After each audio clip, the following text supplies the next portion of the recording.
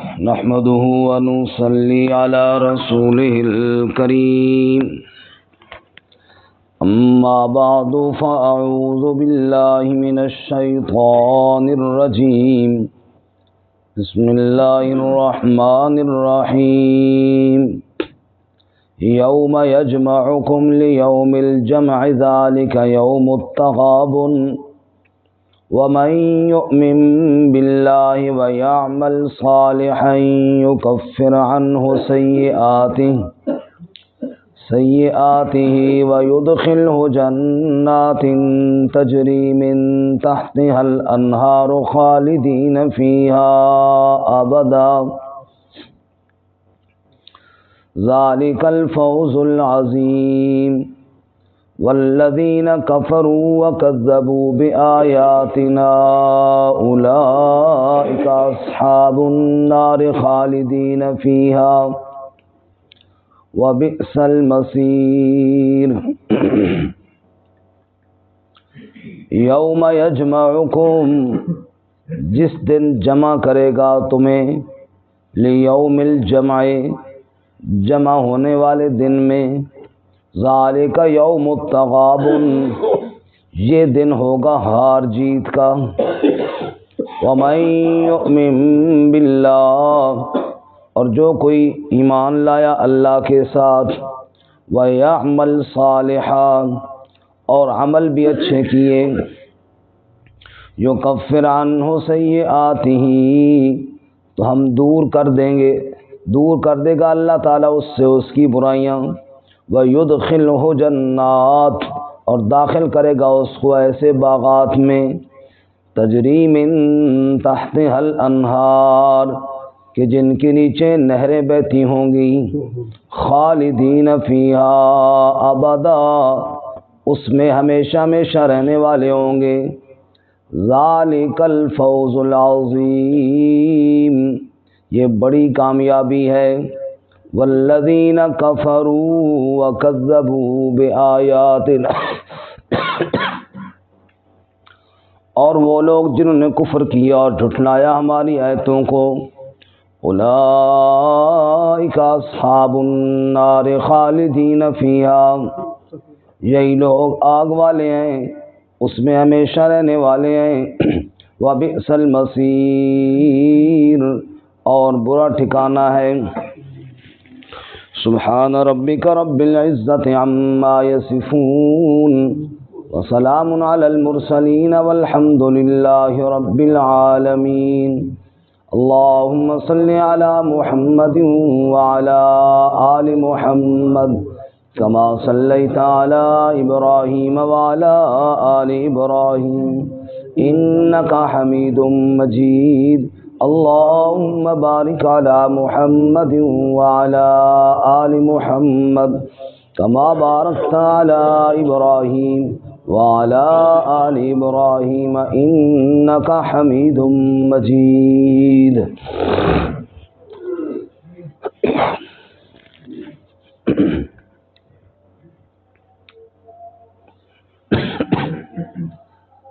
معزز سامعین، سورۃ التغابن کا پہلا رکوع آیت نمبر 9 اور 10 تلاوت کی ہیں۔ اللہ رب العزت ان آیات کے مطابق صحیح بیان کی توفیق عطا فرمائے اور ہمیں قرآن و سنت پر عمل کرنے کی توفیق عطا فرمائے۔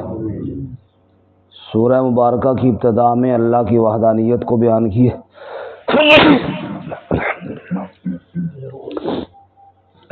اللہ تعالیٰ کی وحدانیت کو بیان کرنے کے بعد کفار کو ڈرایا گیا کہ پہلی قوموں کے حالات کو دیکھ کر عبرت حاصل کرو۔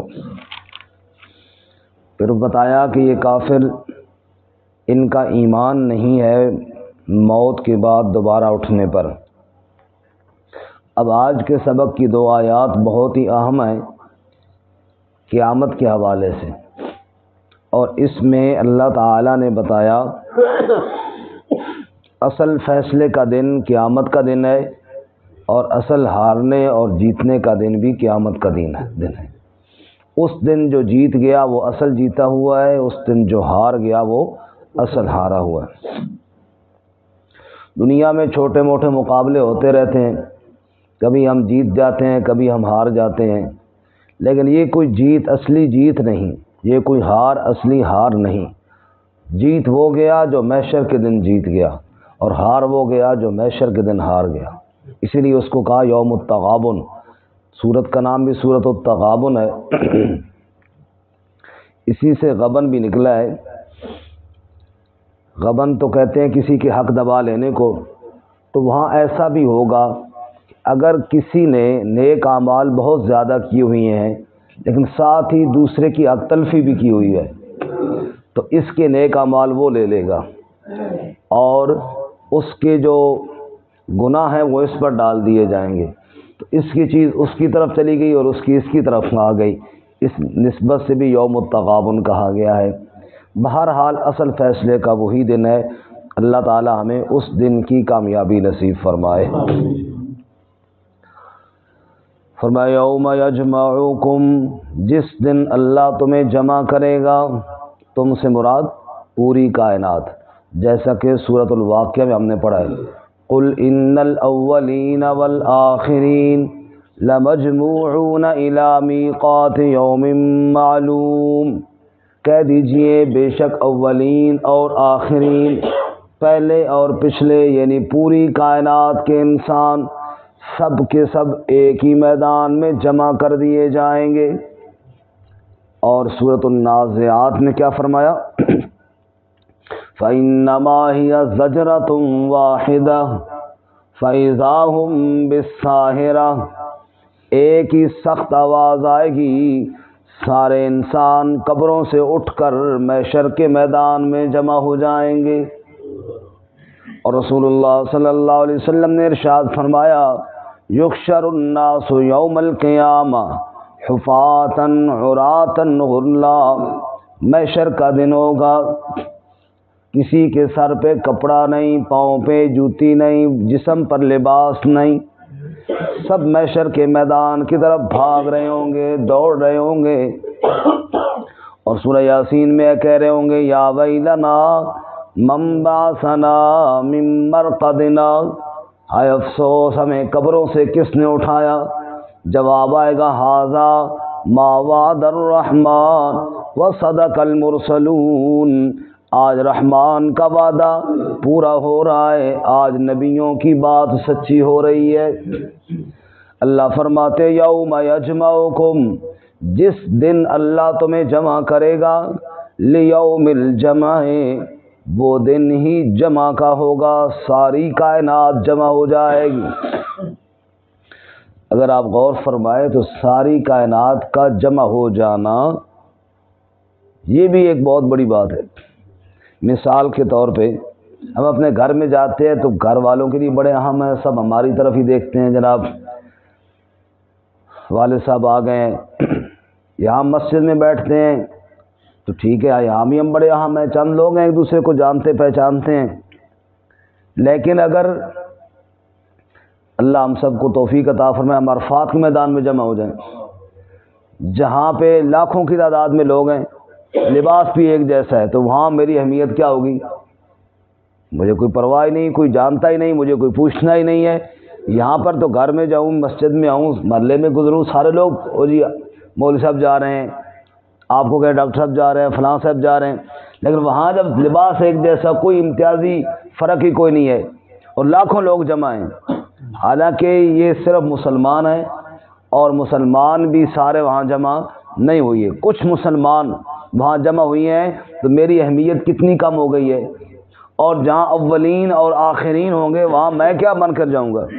ایک عام انسان ہوں گا، بس اس کے علاوہ کوئی اہمیت نہیں رہے گی۔ اللہ فرماتے ہیں لمجموعون، تم سب جمع کیے جاؤ گے، اور اولین اور آخرین جمع ہوں گے، ایک میدان میں ہوں گے، ایک ہی قسم کی حالت ہوگی سب کی، کسی کے جسم پر لباس تک نہیں ہوگا۔ وہاں کیا کسی کی اہمیت رہ جائے گی کہ میں فلاں اور میں فلاں، میں عالم اور میں مفتی اور میں ڈاکٹر اور میں انجینئر اور میں فلاں، اور کوئی بھی نہیں رہے گا۔ اللہ فرماتا ہے تمہارا سب کا بندہ بن کر آنا ایک میدان میں، یہ بھی محشر کے دن کی بہت بڑی بات ہے، کوئی معمولی بات نہیں ہے۔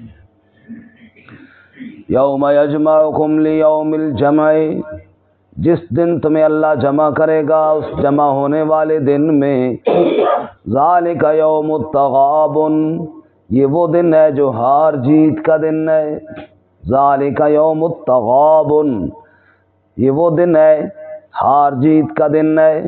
بڑی نیکیاں لے کر ایک بندہ گیا ہوا ہے پہاڑوں کے برابر، لیکن کسی کو گالی دی ہے، کسی کے ساتھ زیادتی کی ہے، کسی کی زمین دبائی ہے، کسی کا حق مارا ہوا ہے۔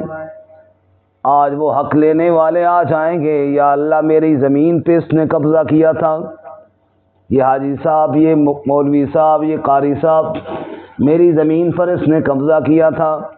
اللہ فرمائیں گے ٹھیک ہے، نمازیں تیری یہ لے لے گا، حج اس کو دے دو، زکاتیں وہ لے گیا، روزے وہ لے گیا، یا اللہ میرے ساتھ بھی اس نے فلاں ظلم کیا تھا، اب نیکیاں ہی ختم ہو گئی ہیں، اچھا چلو ان کے گناہ اٹھا کر اس پر ڈال دو۔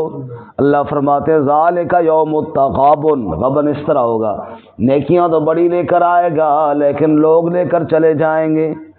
اس نے گناہ تو کیے تھے لیکن مظلوم بھی تھا، ظالم سے نیکیاں یہ وصول کر لے گا، مظلوم کے گناہ ظالم پر ڈال دیے جائیں گے۔ ذالک یوم التغابن، آج ہار جیت کا دن ہے، آج پتہ لگ جائے گا کس کو جیت ملنے والی ہے اور کس کو ہمیشہ کی ہار ملنے والی ہے۔ اور میں اللہ کریم تمہیں ابھی بتا دیتا ہوں کون جیتنے والا ہے اور کون ہارنے والا ہے۔ سبحان اللہ، کیسے اللہ تعالیٰ نے نتیجہ پہلے سمجھا دیا ہے۔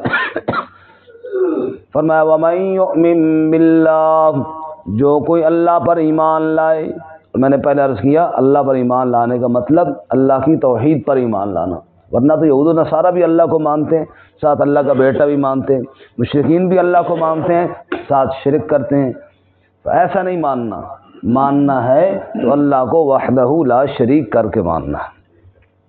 وَمَن يُؤْمِن بِاللَّهِ، جو کوئی اللہ پر ایمان لائے، اللہ کی وحدانیت پر، وَيَعْمَلْ صَالِحًا، اور اس کے بعد نیک عمل کرے، اور صالح عمل نیک عمل وہ ہوگا جو حضرت محمد صلی اللہ علیہ وسلم کی شریعت کے مطابق ہوگا۔ شریعت کے خلاف، سنت کے خلاف بڑے سے بڑا عمل کرے گا تو عمل صالح نہیں کہلائے گا۔ جو آدمی نیک عمل کرے گا ایمان کے بعد، یکفر عنہ سیئاتی، پھر انسان ہونے کے ناطے اس سے کچھ غلطیاں بھی ہوئی ہوں گی تو اللہ خود ہی وہ غلطیاں دور فرما دے گا، کوتاہیاں اللہ معاف کر دے گا، غلطیوں سے اللہ درگزر فرمائے گا، اور پھر وَيُدْخِلُ جَنَّاتٍ، داخل کرے گا اسے ایسے باغات میں، تجری من تحتها الانہار، جن کے نیچے نہریں بہتی ہوں گی۔ یہ دودھ کی نہر ہے، یہ شرابن طہورا کی نہر ہے، یہ شہد کی نہر ہے، اور یہ خالص صاف ستھرے پانی کی نہر ہے۔ 4 قسم کی نہروں کا ذکر 26ویں پارے میں موجود ہے۔ اللہ فرماتے ہیں نہریں بہتی ہوں گی، خالدین فیہا، ہمیشہ ہمیشہ اس میں رہنے والے ہوں گے، ابدا، ہمیشہ ہی، وہاں سے کوئی نکالنے والا کوئی نہیں۔ دنیا میں مکان بنا لیا، محنت کی، پیسہ جوڑا، آج مکان بن گیا، اگلے دن بندہ فوت ہو گیا، لوگ کہتے ہیں بیچارے بڑی محنت کی تھی، رہنا نصیب نہیں ہوا۔ اللہ فرماتے ہیں جنت کا مکان مل جائے گا، رہنا بھی نصیب ہوگا، عمر بھی مل جائے گی، موت بھی نہیں آئے گی۔ ذالک الفوز العظیم، لوگو یہ بڑی کامیابی ہے، اصل کامیابی یہی ہے، اللہ ہمیں نصیب فرمائے۔ اور ناکامی اور ہارنے والے کون ہیں؟ والذین کفروا وکذبوا بآیاتنا، اور وہ لوگ جنہوں نے کفر کیا اور جھٹلایا ہماری آیات کو، اولئک اصحاب النار، توحید کے مقابلے میں شرک ہے، رسالت کے مقابلے میں ختم نبوت کا انکار ہے، اور اللہ کی آیات کے مقابلے میں کہانیاں ہیں۔ فرمایا جنہوں نے ہماری آیات کا انکار کیا، اور میری وحدانیت کے ساتھ کفر کیا، اولئک اصحاب النار، یہ لوگ آگ والے ہیں، دوزخ میں جانے والے ہیں، خالدین فیہا، اور یہ بھی اس میں ہمیشہ رہنے والے ہیں۔ اللہم اجرنا من النار، اللہ ہم سب کو جہنم کی آگ سے محفوظ فرمائے۔ اللہم اجرنی من النار بھی پڑھ سکتے ہیں اور اللہم اجرنا من النار بھی پڑھ سکتے ہیں۔ اجرنی واحد کا صیغہ ہے، اے اللہ مجھے جہنم کی آگ سے بچا، اور اجرنا جمع کا صیغہ ہے، اے اللہ ہم سب کو جہنم کی آگ سے بچا۔ جب بھی جنت اور جہنم کا تذکرہ آئے وہاں جنت کی طلب کی دعا کرنا اور جہنم سے پناہ کی دعا کرنا مسنون ہے۔ اے اللہ ہم سب کو جہنم کی آگ سے محفوظ فرما۔ تو فرمایا وہ ہمیشہ ہمیشہ آگ میں رہنے والے ہیں، تو دونوں کے لیے خالدین فرمایا ہے، لیکن اندازہ فرمایا اہل جنت کے لیے خالدین فیہا ابدا فرمایا، اور اہل جہنم کے لیے ساتھ ابدا نہیں فرمایا۔ کیوں؟ انعامات اللہ جب ذکر کرتے ہیں نا تو خوب رحمت کے ساتھ کرتے ہیں، اور چونکہ یہاں پہ سزا تھی، سزا کے لیے 2 دفعہ نہیں کہا، ایک دفعہ ہی کہا ہے، تو یہ بھی ہمیشہ والے، لیکن 2 دفعہ نہیں کہا۔ اور بعض یہ وجہ بھی ممکن ہے کہ بعض لوگوں کو بدعمالیوں کے بعد کچھ ایمان کی بدولت جہنم سے نکالا بھی جائے گا، اس لیے یہاں پر خالدین فیہا صرف فرمائے، دوبارہ ابدا نہیں فرمائے۔ حدیث مبارکہ میں آتا ہے جنتی جب جنت میں اور جہنمی جہنم میں ہوں گے تو موت کو ایک دمبے اور مینڈے کی صورت میں لایا جائے گا، اور ایسے مقام پر جہاں دونوں دیکھیں گے، جنت والے بھی اور جہنم والے بھی، اور پھر اس کو ذبح کر دیا جائے گا اور کہا جائے گا آج موت کو موت آ گئی ہے، آج موت ختم ہو گئی ہے، اب ہمیشہ زندگی ہی زندگی ہے۔ فرمایا اس منظر کو دیکھ کر اہل جنت کی خوشی کی انتہا نہ رہے گی، اور اہل جہنم کے غم اور دکھ کی بھی کوئی انتہا نہ رہے گی۔ فرمایا وَبِئْسَ الْمَصِيرُ، اور جہنم سے بری اور کوئی جگہ نہیں ہے، اس سے برا اور کوئی ٹھکانہ نہیں ہے۔ تو آج کی آیات میں اللہ تعالیٰ نے فیصلہ سنا دیا کہ جیتنے والا کون ہے اور ہارنے والا کون ہے، اور ہار جیت کا نام قیامت کے دن کا نام یوم التغابن، یعنی ہار جیت کا دن کیوں رکھا گیا ہے۔ اللہ تعالیٰ اس دن کی ذلت سے ہمیں محفوظ فرمائے۔ وآخر دعوانا